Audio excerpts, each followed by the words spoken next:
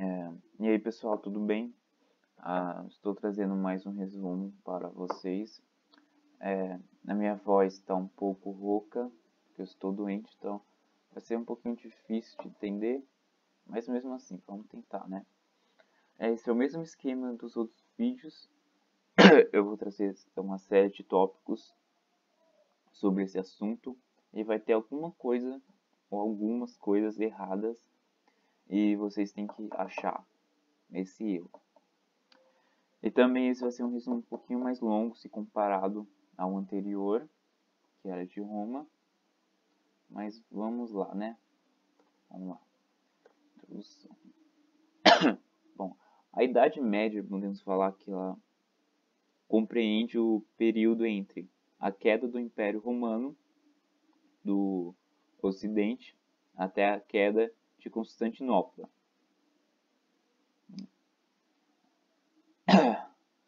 Leva esses dois períodos aqui no início da Idade Média. E a Idade Média é muito focada na produção feudal, em decorrência das transformações econômicas e sociais que vinham ocorrendo desde o final do Império Romano do Ocidente. Além disso, também apareceu no Oriente uma nova força, a dos árabes e muçulmanos, que após um processo de unificação religiosa e política se expandiram, atingindo não toda a Europa, mas atingiram a Europa.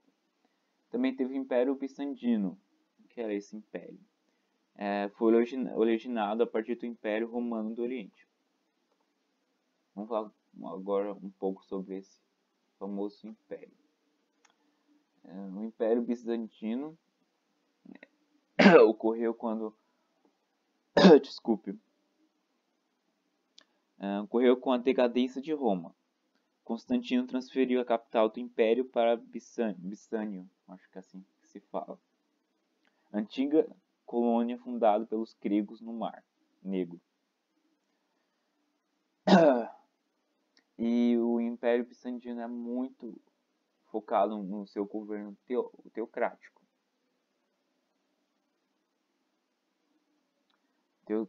Isto era, o imperador, além do poder político, possuía também o controle da religião. A maior parte das terras estava dividida em grandes latifundiários, sendo bastante poderosos nesse período. O grande imperador Bissânio foi o Justiniano, cuja maior realização foi no campo jurídico. Preservou e organizou o direito romano, compilando assim as leis romanas no Corpus Juris Civilis. Como assim?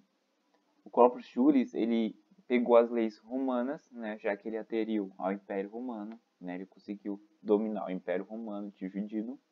E aquelas leis ele aderiu a esse novo império. E essas leis, né, foram os Corpus Juris. E essa foi a maior realização do imperador naquela época. Agora vamos falar um pouco sobre os árabes e o islamismo. Raramente a religião cai em vestibulares, né? Mas como os árabes e o islamismo tem uma certa importância na história, na Idade Média.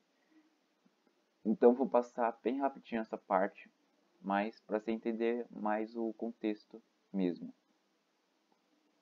Bom, e era uma importante civilização na Idade Média que nasceu na Arábia, em torno de uma nova religião, o islamismo, criado por Maomé. Esse carinha aqui, ó. Eles acreditavam em um só Deus, o Alá, e obedeciam só um chefe, Maomé e seus sucessores. O aparecimento do Islã representou a unificação política e religiosa dos árabes. Então foi um império, podemos falar assim império, mas uma religião muito forte que se unificou diversas aldeias, né, clãs, tornando assim os árabes extremamente fortes naquele período. E a doutrina islâmica está contida em 2 livros sagrados, o Alcorão e o Suma. vou falar um pouco sobre a expansão muçulmana nessa época.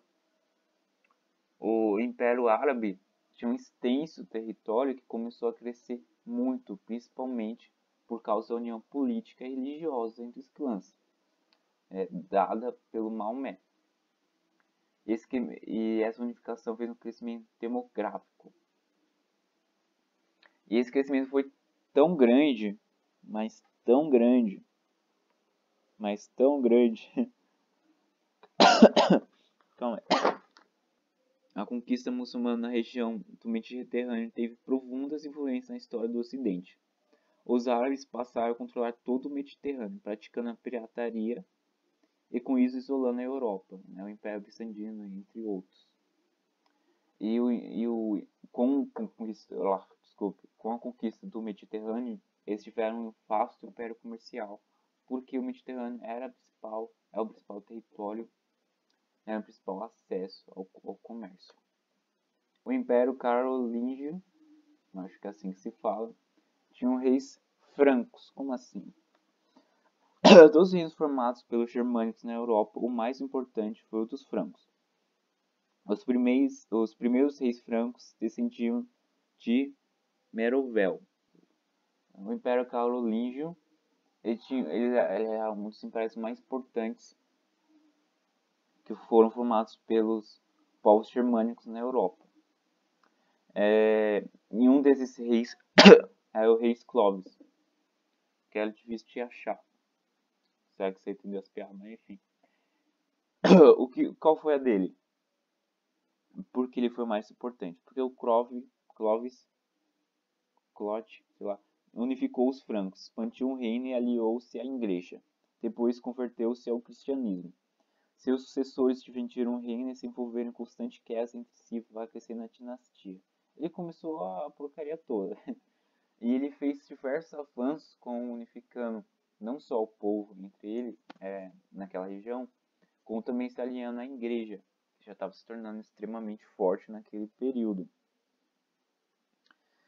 Com a fraqueza dos reis, gradativamente o poder passou a ser exercido pelo majordomos, o prefeito do palácio, que era chefe da nobreza e encarregado da administração do palácio. Olha o currículo do cara. Mas vamos dar um resumo aqui. O Clovis, obviamente, foi um rei importante, mas ele morreu, como qualquer outra pessoa morre. Teve seus sucessores que queriam poder e fizeram constantes guerras entre si, enfraquecendo a dinastia. E com isso, o poder passou a ser exercido pelo esse carinha, que era o prefeito do palácio, que era chefe da nobreza e encarregado da administração do palácio. Tipo, ele era quase tudo. Carlos Martel, que derrotou os muçulmanos, foi importante majordomos. Seu filho Pepino, ou Pepito, vou chamar de Pepito, ou Breve, Pepito ou Breve, foi coroado rei dos francos. Ó que chique, parabéns para ele. Agora vamos falar sobre o Carlos Magno, que se não foi o mais importante rei naquele período. Ele organizou o poder central, unificou, confiando a administração do reino aos seus funcionários do palácio.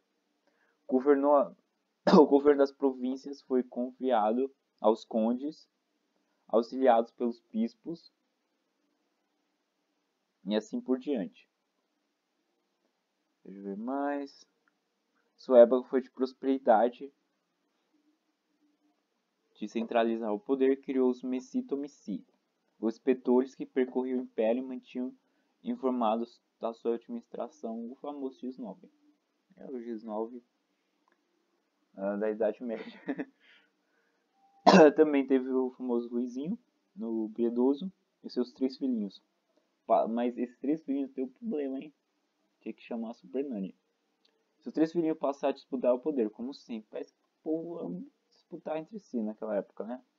Disputaram o poder e, após o período de guerra, chegaram a um acordo com a assinatura do Tratado de Verdos. Segundo esse acordo, o império ficaria dividido em 3 partes. Tá aqui embaixo. Em 3 partes. A França Ocidental ficou com Carlos, o Calvo, coitado, cara. A França Oriental para Luís, o Germânico, e a França Central para o Lotário, ou Lotário. Vamos falar um pouco sobre o sistema feudal. Entre os séculos daquela época, ocorreu na Europa Ocidental o auge de um novo sistema social e econômico, o feudalismo ou o modo de produção feudal. Nesse sentido, o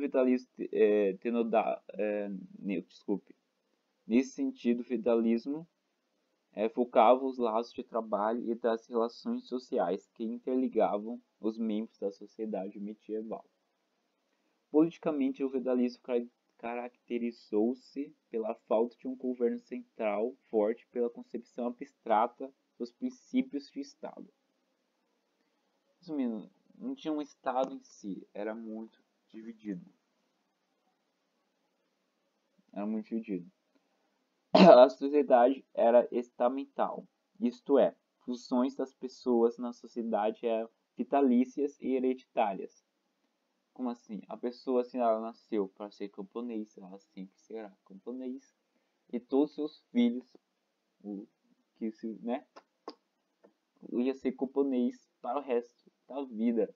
E os seus filhos, seus netos, e assim por diante. Tipo, você não poderia mudar de classe.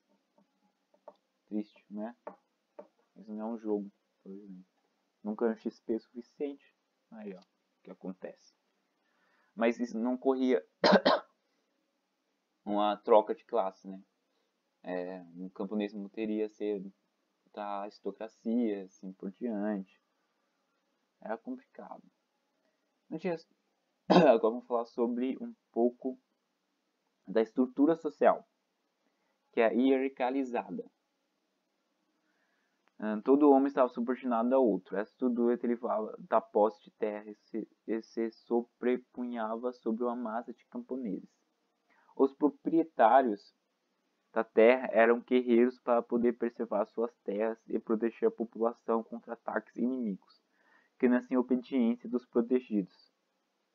O guerreiro possuía o grande prestígio por ter condições de permitir a sobrevivência da sociedade, defendendo seus inimigos.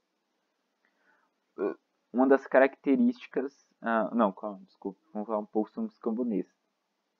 Os camponeses produziam agrícola, obviamente. Cevada, trigo, enfim. Cuidavam de tudo isso. A técnica de produção era rudimentar e os instrumentos de produção primitivos e inadequados. Vamos um pouco falar sobre a igreja e o feudalismo. Então, com o fim do Império, até do Império Romano, e com o avanço do feudalismo, só a igreja realmente foi uma instituição extremamente forte naquele período, onde se organizava de diversas formas, né? Os clérigos que se carregavam de fazer análise das relações sociais do feudalismo.